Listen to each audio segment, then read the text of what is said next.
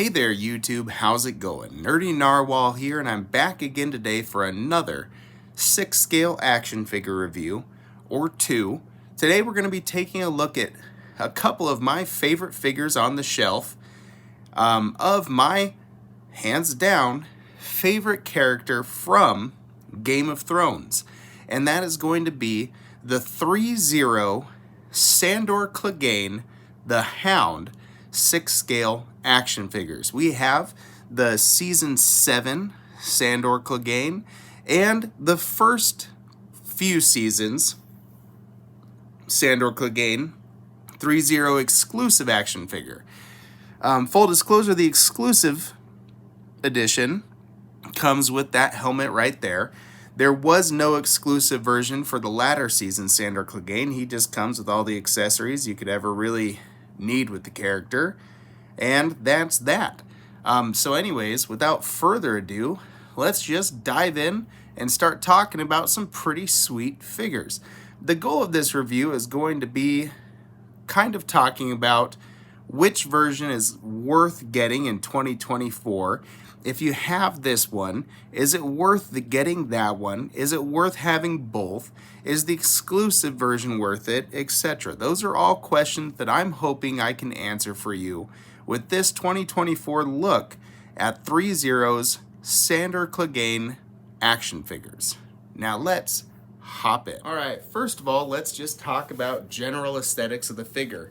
Now, costume design definitely took a stark shift during the latter seasons, and everyone was basically wearing black and what have you, but just that head sculpt alone, you can definitely tell that that's Rory McCann, I think it is. That's 100% the Hound. That's a very good looking head sculpt. Only slight discoloration on his scarring over here, which is very, very old scarring, covered by thin, wispy strands of hair. You can still see it throughout. That's a darn good looking sculpt. And perhaps Threezero just got better from the first Hound figure that we are going to take a look at right after this. Or perhaps it was just easier for them to sculpt a character with a beard than a character without as much of a beard. I will say that in rewatching his scenes from some of those latter seasons, his beard does seem to be far bushier on screen than they've captured in 6-scale form. But on the whole, I really don't mind it at all. That's a good sculpt with some pretty solid paint apps, and it's definitely a shrunken down version of the Hound. I'm quite happy with that. The outfit has just a hint of regality with those really shiny gold clasps, which are supposedly keeping it all together. That's not quite the case, as we'll get to.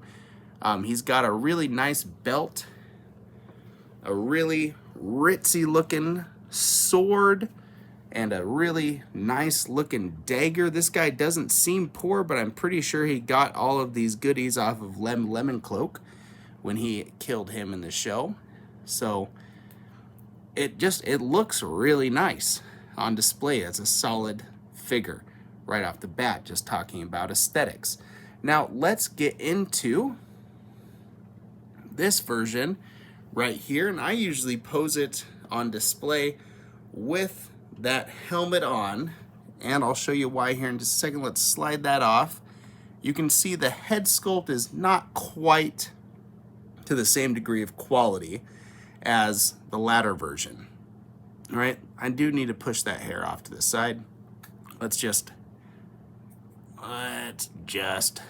pop that in like that. There. So the head sculpt is not quite to the same degree. The eyes have a little less wetness. The sculpt itself is just a little bit softer in general. The scarring is not quite as nicely done on the other one, but for the time, I think this was 2016 or so, it still got the job done. It's not a bad sculpt by any means. Rory McCann is not one of those overly pretty actors with perfectly symmetrical facial features.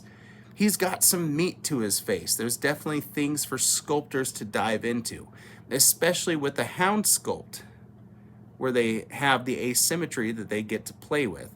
And they did a pretty good job on that sculpt too. And what I really like about the overall aesthetic of this figure is that he's a big, fully armored type of character. And those always look so cool on display. He's wearing his armor. He has his helmet that you can have him wearing, as opposed to the one on the left where he's just, some guy. I think that's supposed to be chainmail right there, but he's just wearing regular civilian clothes. This Hound is ready for combat. This Hound, while he is actually entering combat, is less so prepared. This is also from probably the high point of the character when he was adventuring with Arya, so just looking at this figure is going to evoke all of those wonderful scenes from Season 3, Season 4 of the show, as well as just all the wonderful scenes of the Hound from those earlier seasons. Whereas the highlight of the Hound as we saw him in this was Clegane Bowl, which was probably the hypest part of those latter seasons after the drop-off. I'm not taking anything away from Clegane Bowl. It was fabled. But this outfit does less for me than this fully armored look. This head sculpt does way more for me than this fully armored look. So that's going to kind of do it for aesthetics right off the bat. All right, now let's talk about accessories that each of these figures come with that I do not currently have on the figure. Starting off with the Season 7 version. He's going to come with a couple of fisted hands, right and left, and I'm pretty sure that's what he comes wearing in the box. He's going to come with a relaxed, open right hand, as well as a gripping left hand, maybe the relaxed hands he has in the box, I don't know. And that's it for hands. Doesn't matter, all he needs is that right gripping hand and a relaxed left hand, and you can pose him however you want. He's also going to come with the cloak, the lemon cloak that he takes off of Lemon Cloak, which I'm pretty sure was unnamed in the series, but that seems to be who the character was from the books. It's a good enough looking cloak. I just don't need it on the figure necessarily, covering up the rest of that admittedly fine and well detailed outfit. But it hangs all right and it ties together with those two little straps there. You've got the faux fur collar, kind of looks like something my grandma would have owned, but that is what they all wore in Game of Thrones. I just think this is kind of samey. Once you get 6 or 7 figures all with the same fur-colored cloak, you don't really need it. He has his hood right here, so that's probably going to stay in the box.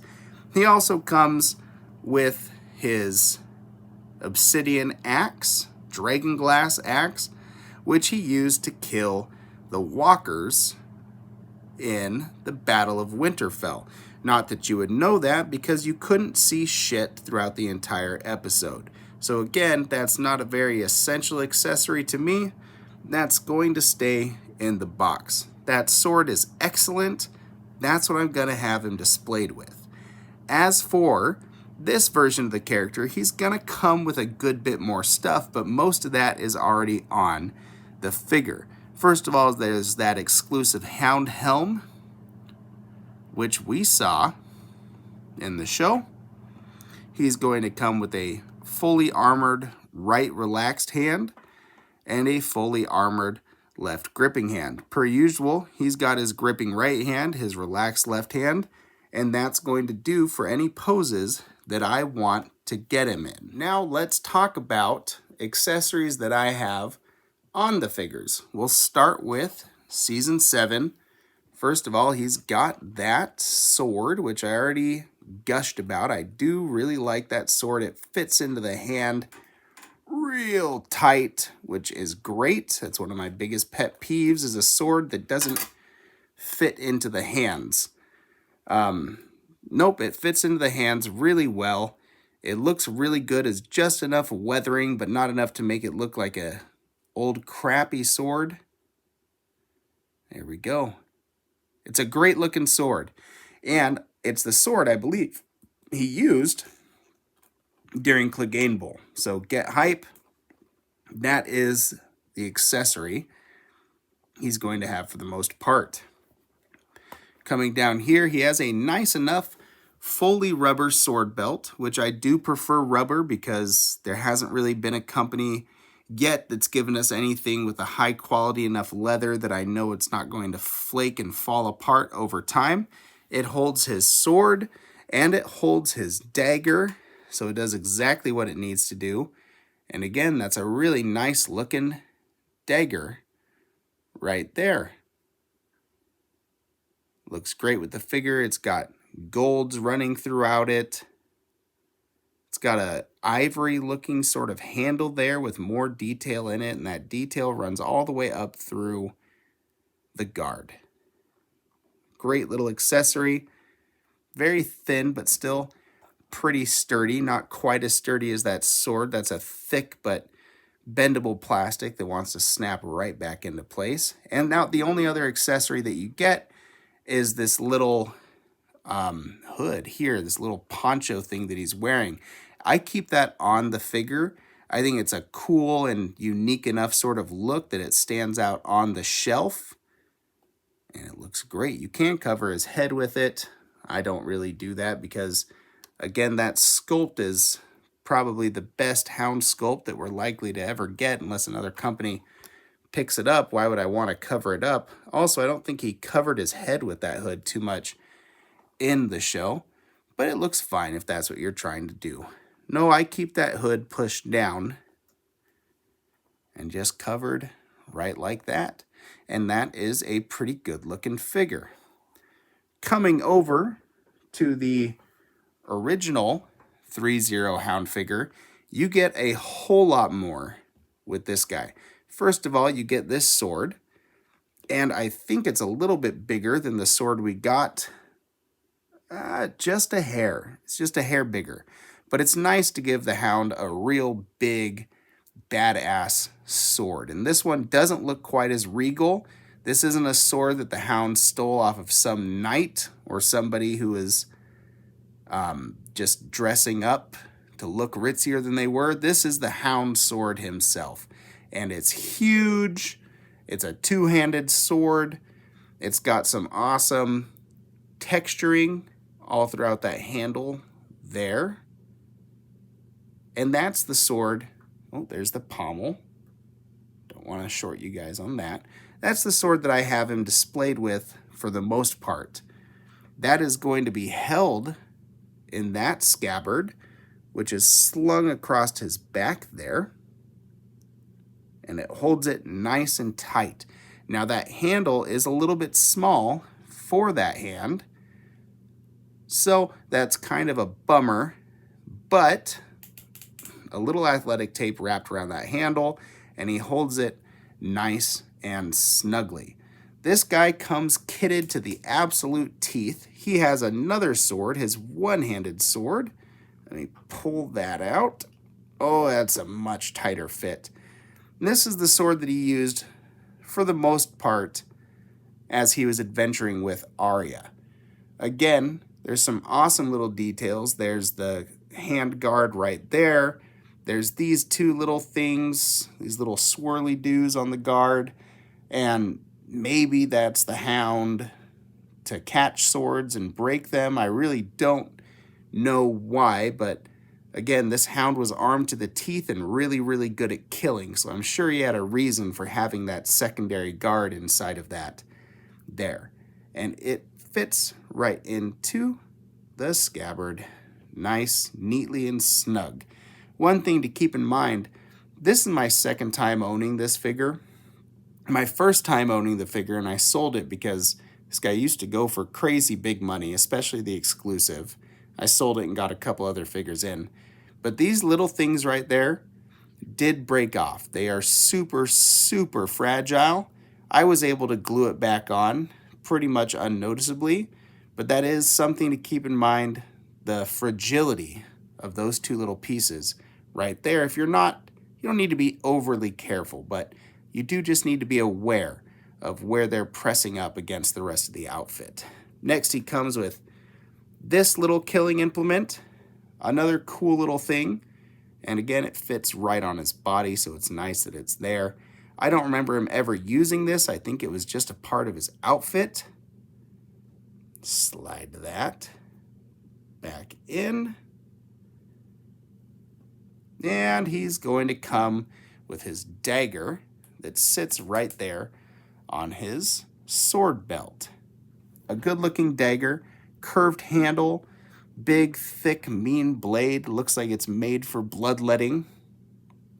Nothing flashy, nothing too pretty, just stuff with purpose. And that purpose, in the Hound's case, is killing. This is held onto the belt with some leather straps. This one arrived to me broken. I believe there's two, but that's what you get when you use pleather. Give it 5 or 6 years, and that pleather is going to wear out. Even in my case, I live in a very favorable climate, and I keep my collection room climate controlled, and still that pleather is going to wear out. Other than that, you just get this collar, which is a part of the exclusive version, and that's for the Hound helm proper. So you get that collar right there. You get a little display stand if you're not going to have the Hound helm displayed on the figure. But I like having that helmet displayed on the figure, so I'm going to keep that on there.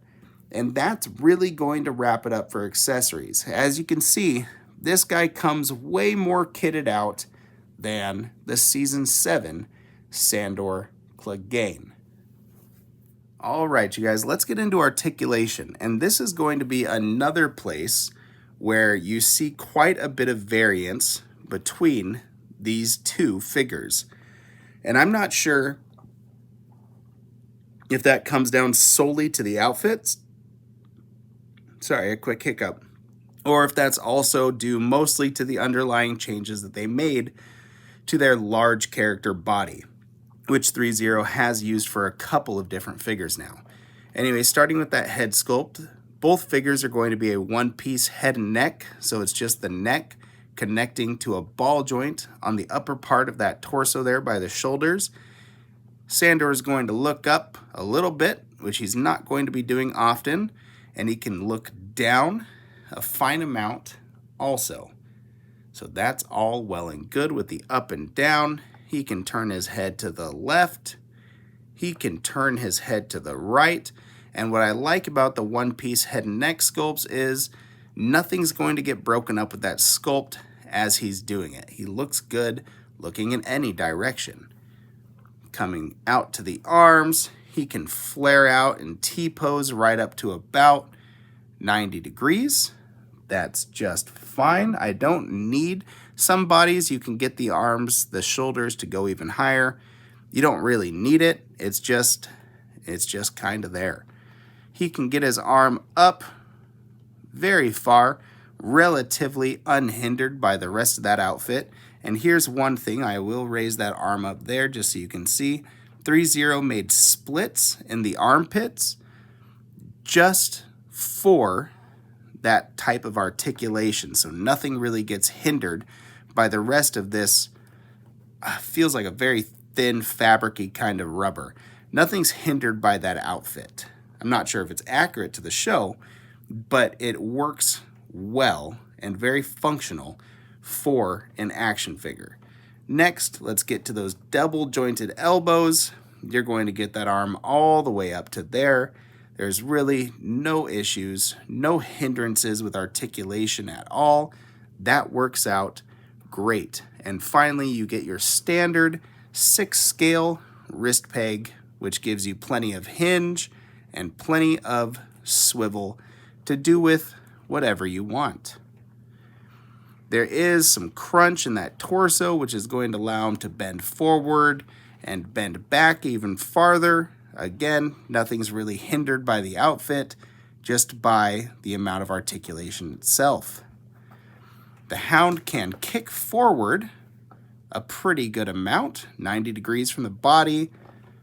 Big double jointed bend at the knee. The knee does get pretty ugly, but you can articulate the absolute hell out of him. And the double piece boots allow you plenty of ankle pivot, up, down, left, right, forward and back, whatever you want. So this guy can strike a dynamic pose without too much issues. His articulation is great, nothing's being hindered, and for a character like the Hound, which is a very toyetic sort of figure, like you want a cool action pose, well, the Hound's going to be able to do it. Let's get him in just a real quick pose there. Stick him back over there by his counterpart, and there you go. No issues with articulation with that guy. It's phenomenal, and it's all very, very tight. All right, now let's take a look at the articulation for the Season 2-3 Sandor Clegane. The arms are going to T-pose out to there. This one gets a little bit looser. Now, you heard that those were ratchet joints. This was Threezero's first time using these larger type of bodies, and the first time they did this, they went with these ratchet joints. The whole body feels a little bit looser, and when those ratchets wear out, you're going to get those instances like this, where the arm will go out to there, but it'll settle into a lower ratchet right there. Not a big deal, but worth noting. This is definitely an older body, and you can feel that in hand. Going into how far they go forward, just like the Season 7 Hound, it's relatively unhindered by the outfit, which is really nice. As you can see, they used a combination of this rubber down here for the body armor portion, and that works well enough. They got enough detail in there. And light, very light, plastic pieces. For the plate, it works pretty well, and it's designed to stay the heck out of the way. Going into the elbow, now you heard that same ratchet, so it's definitely a different type of elbow, and I want to say that it's just a single joint in there, because you're only going to get to just about 90 degrees, hindered by the armor a little tiny bit, where it crosses over right there, but nothing else really. So you are getting a bit less articulation in that elbow. It swivels over just fine. He can get across his body. He can get two hands on his sword without much of an issue, but you're getting single joints instead of double, and ratchet joints instead of those nice, tight, smooth joints that came with that earlier Sandor, or that later Sandor Clegane. There is some movement in the torso. The rubber outfit is going to get out of the way just enough to give you some of that. Now, I keep the collar on this Hound, which is also going to hinder the head articulation a little bit, but you can still get some left, some right, some up, and some down with it. It's not too big of a deal. Let's get into the legs. Again, you're going to hear some ratcheting going on because those hips are ratcheted as well. You're going to get a huge double range with the knees, and you're going to get double cut boots, which are going to allow for way less ankle pivot, forward, back, right there. I think it may just be the sculpt of these boots in general, which is what's going to hinder the articulation. But again, that's really okay, considering that this guy is wearing full armor. He has his big metal brigandine here, and his plates all over his body. Apparently, nobody in Game of Thrones really sees much reason to armor up your thighs or your knees. Nobody's going to aim for those in a sword fight. But his big armored shins too. So when you're dealing with a fully armored character, as opposed to one who's really just wearing some chainmail, you're going to lose some articulation. And I think that is a good point worth looking at next.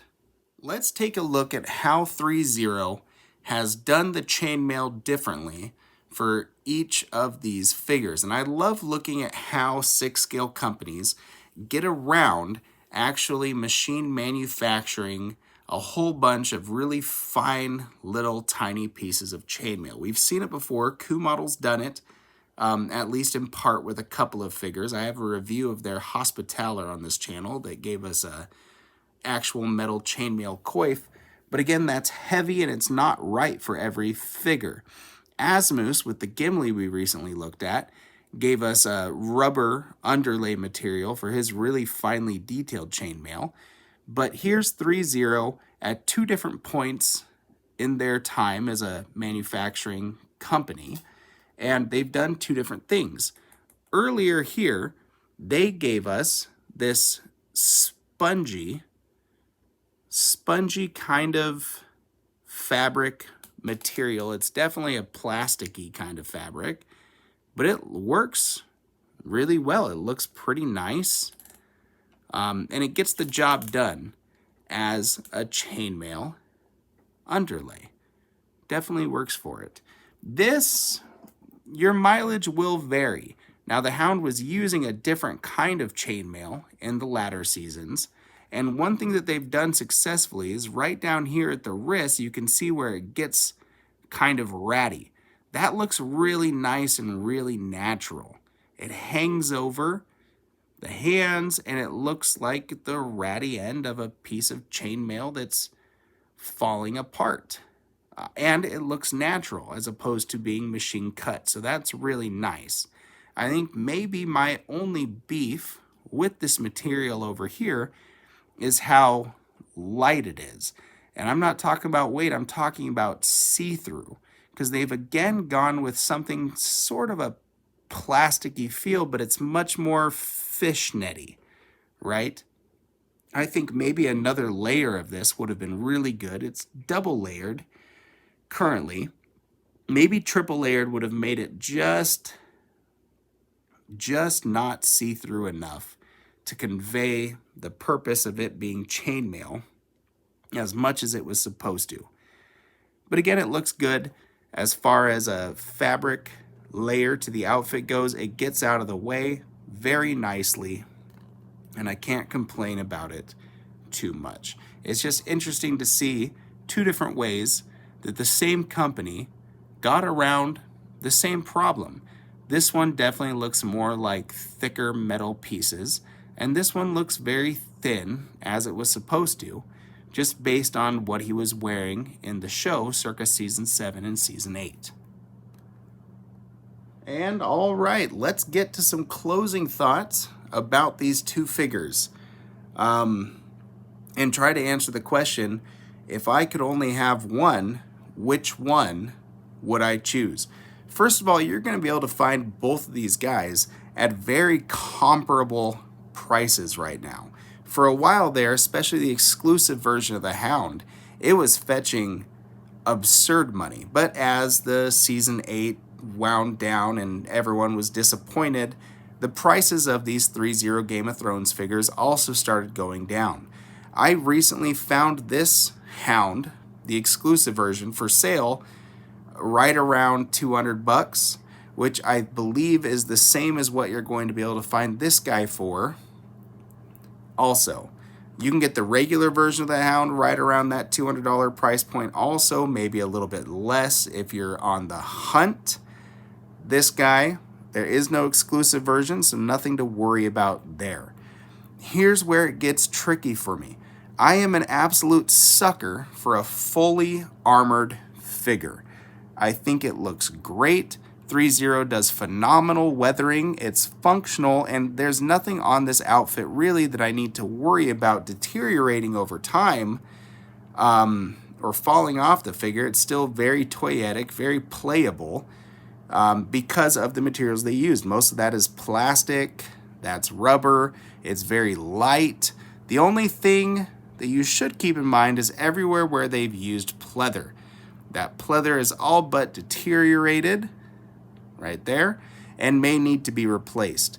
Replacement jobs are easy enough. Just get some thin, real leather strips and you can go in there, you could rewrap that. That's probably all stuff that I'm actually going to do to the figure.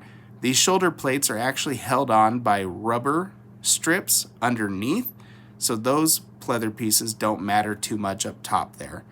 The belt, that's rubber, so nothing to worry about with that.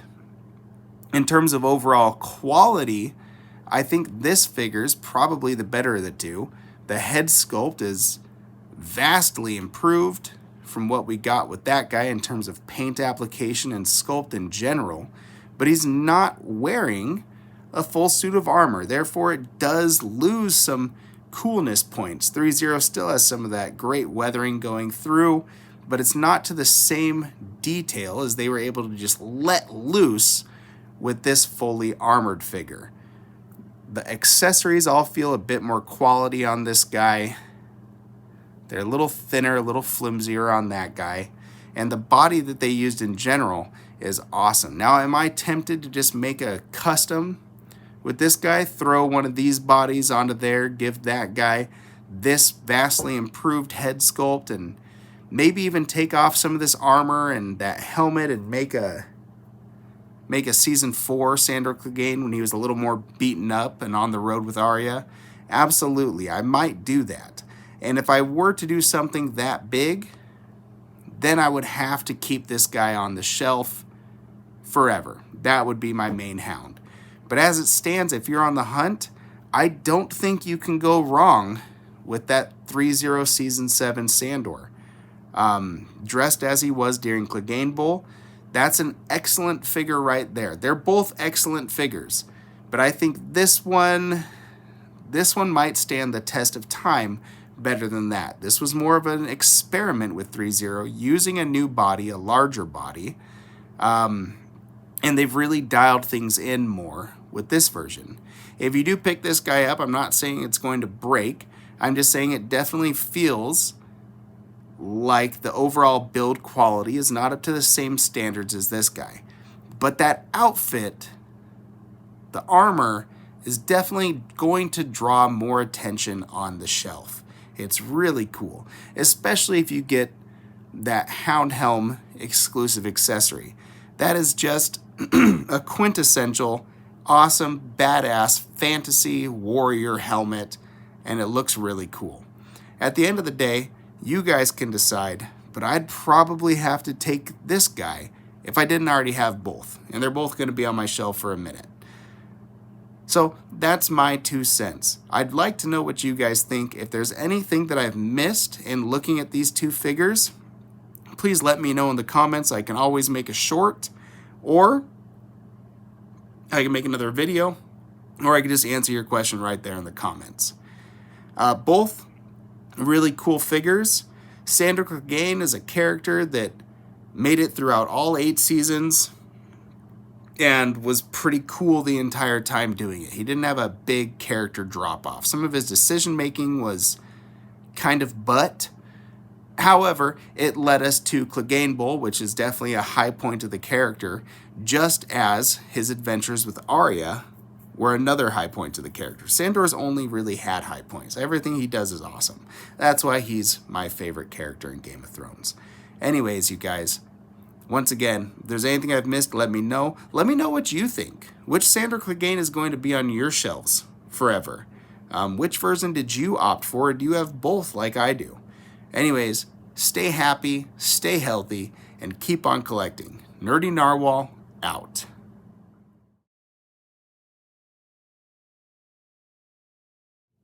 I think I'll take 2 chickens.